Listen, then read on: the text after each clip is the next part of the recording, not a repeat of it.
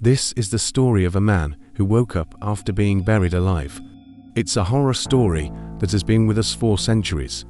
People have always feared being trapped inside a coffin as they slowly suffocate to death, and the idea of being buried alive still terrifies us today.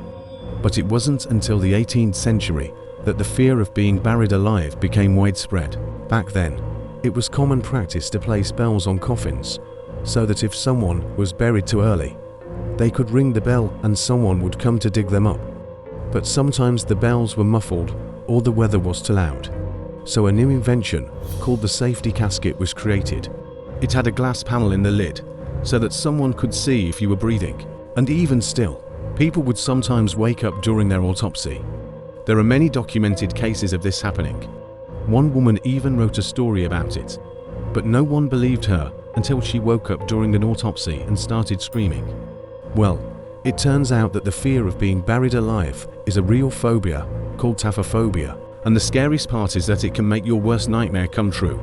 Today, we still have cases of miners being trapped in the earth after an accident, like this group of miners who were trapped for 69 days after an earthquake in 2010.